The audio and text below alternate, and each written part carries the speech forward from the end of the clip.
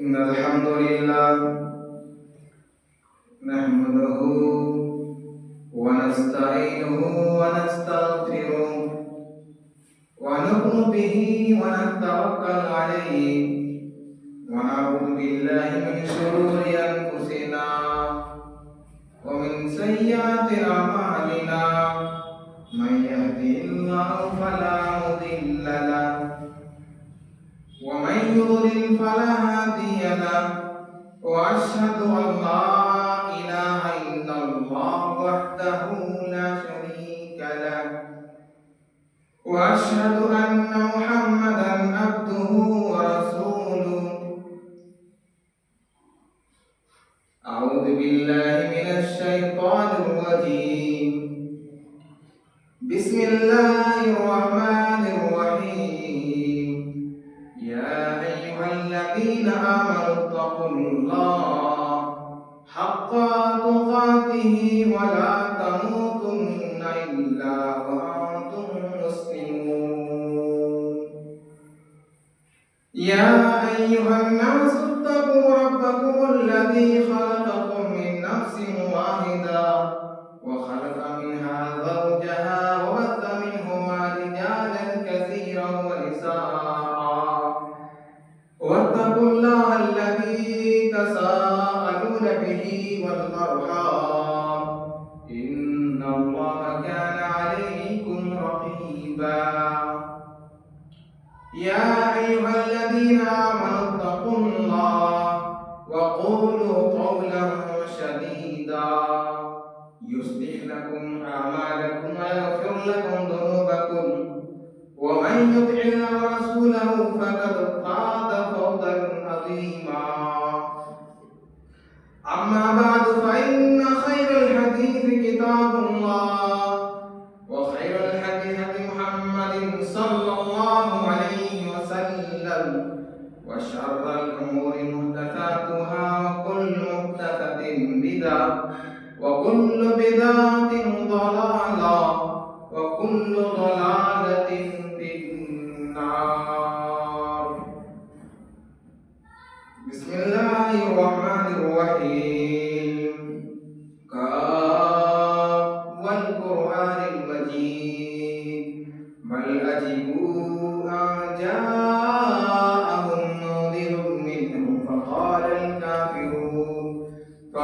الكافرون هذا شيء عجيب أإذا متنا كنا ترابا وذلك رجع بعيد قد علمنا ما تنقص الأرض منهم وعندنا كتاب حفيظ بل كذبوا بالحق لما جاءهم فهم في أمر مريج أفلم ينظروا إلى السماء كيف بنيناها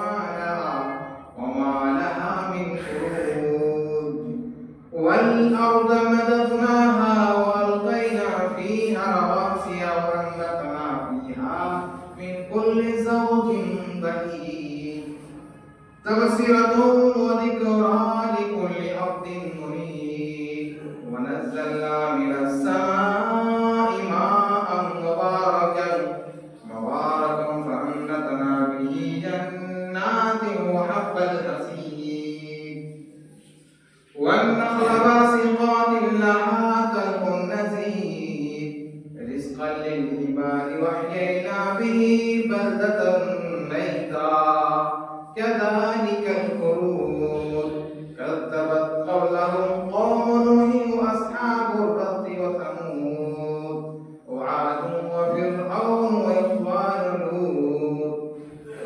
وأصحاب الأيكة وقوم تبع كل كذب رسله حق وعيد أفعينا بالخلق الأول بل هم في نفس من خلق جديد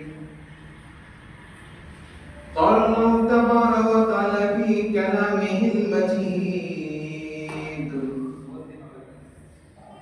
وما خلقت الجن والإنس إلا ليعبدون وقال الله تعالى يا أيها الذين آمنوا ادخلوا في السلم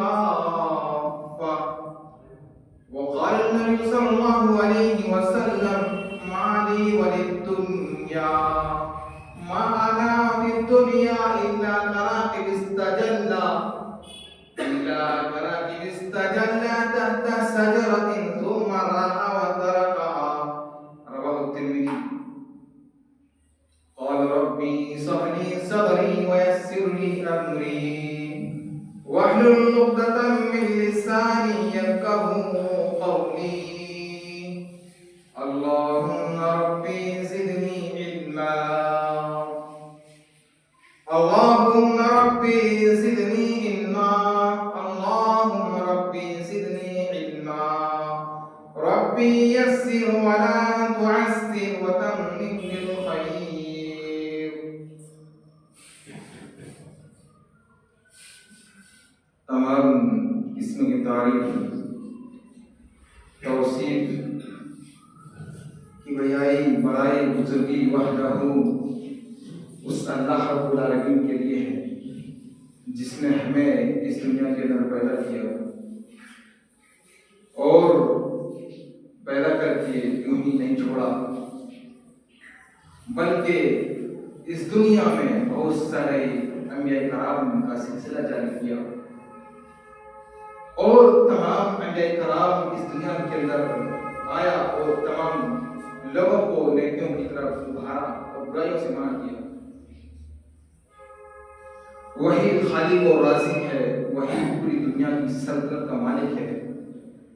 تمام نبیوں پر درود و سلام نازل ہو، جس میں سے ہمارے آخری نبی مدینہ کے لال، مکہ کے لال، آمینہ کے لال، تمام نبیوں کے سردار اللہ کے پیارے نبی جناب محمد رسول صلی اللہ علیہ وسلم پر درود و سلام نازل ہو۔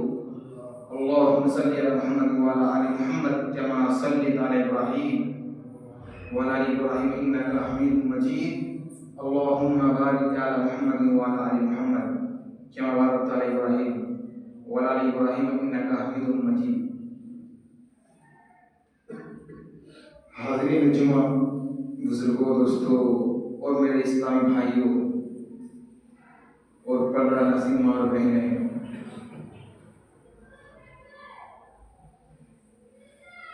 آج ہمارے معاشرے کے اندر بہت ہی تیزی کے ساتھ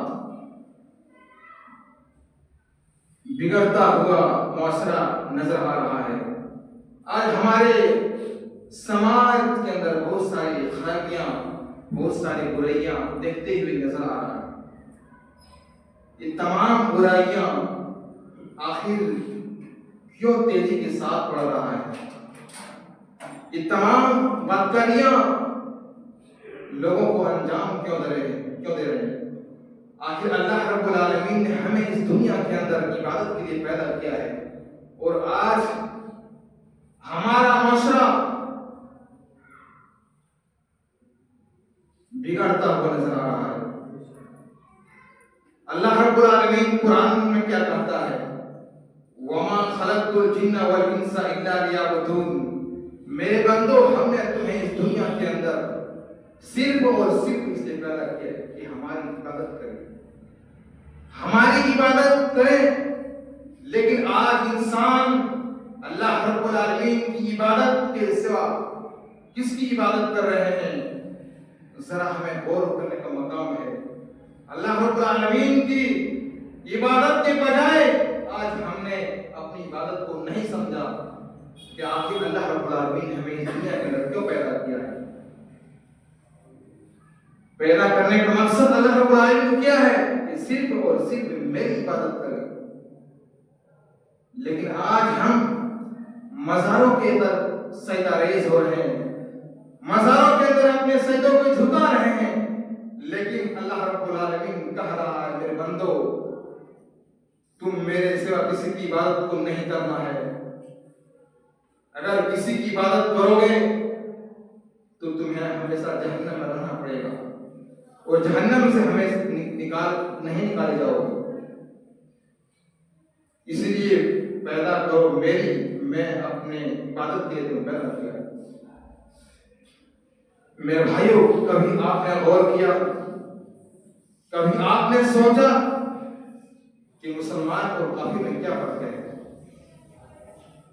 ایک مسلمان دل کی گہرائیوں کے ساتھ اللہ رب العالمین کی وحدانیت کو پہچانتا ہے، اللہ اس کے رسول کے مطابق اپنی زندگی کو گزارتا ہے، اللہ کے پیارے نبی صلی اللہ علیہ وسلم کی رسالت اور یوم آخرت پر کامل یقین رکھتا ہے اور اسی کے مطابق اپنی زندگی کو گزارتا ہے،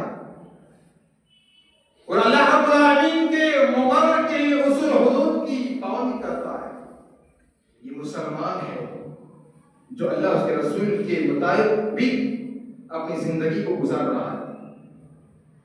لیکن کافر نہ تو اللہ اس کے رسول کے مطابق اپنی زندگی کو گزار رہا ہے، نہ اللہ اس کے رسول کے مطابق اپنی زندگی گزار رہا ہے، اپنے منمانی زندگی گزار رہا ہے، نہ ان کی باتوں پر یقین کر رہا ہے، نہ اللہ رب العالمین کے بتائے ہوئے طریقے پر عمل کر رہا ہے۔ تو معلوم ہوا کہ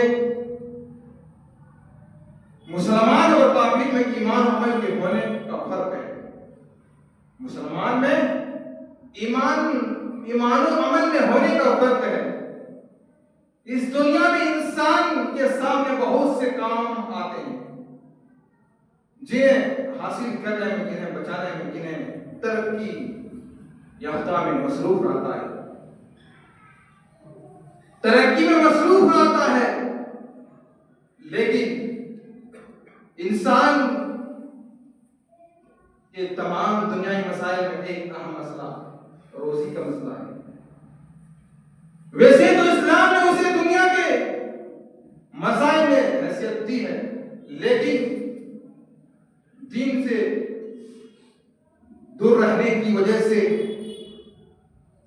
دین سے غافل رہنے کی وجہ سے اللہ رب العالمین کی عبادت، اسلام کی تخلیق کا مقصد کے بجائے انسان نے اس دنیا کی روزی کو بندگی عبادت سمجھ لیا ہے۔ انسان نے اس دنیا کی روزی کو اصل مقصد سمجھ لیا ہے۔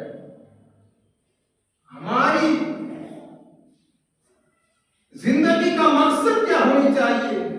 زندگی کا مقصد عبادت ہونی چاہیے، اور روزی ہونی چاہیے تو حلال رزق ہونی چاہیے۔ ہر شخص اس دنیا کے چکر میں پڑے ہوئے ہیں، ہر آدمی اس دنیا میں مکانات بنانے کی فکر ہو رہی ہے، ہر آدمی اس دنیا کے اندر شاندار مکانات، کوٹھیاں بنانے کی فکر ہو رہی ہے۔ میرے بندو، ہمیں وہاں مکانات بنانے کی فکر نہیں ہو رہی ہے، میرے بندو وہ محل بنانے کی فکر نہیں ہو رہی ہے جو زندگی ہمیشہ رہنے والی ہے، جو زندگی کبھی ختم ہونے والی نہیں ہے، جو زندگی کبھی تباہ ہونے والی نہیں ہے، جو زندگی کبھی برباد ہونے والی نہیں ہے۔ اس زندگی کے بارے میں ہم نے کبھی نہیں سوچا، کبھی غور نہیں کیا۔ اس زندگی کے بارے میں سوچ رہے ہیں کہ مکانات بنانا ہے، گاڑی خریدنا ہے، بچے کو پڑھانا ہے، MBBS بنانا ہے، لیکن ہم نے کبھی غور کیا جو زندگی ہمیشہ رہنے والی ہے، جو زندگی ہمیشہ باقی رہنے والی ہے، وہ زندگی کبھی ختم ہونے والی نہیں ہے، اس زندگی کے بارے میں ہم نے نہیں سوچا۔ اس لیے آج ہمارے معاشرے کے اندر تیزی کے ساتھ برائیاں بڑھتی ہوئی نظر آ رہی ہیں۔ ہمارا مسئلہ فتنوں کا مسئلہ دیکھتے ہوئے نظر آ رہا ہے۔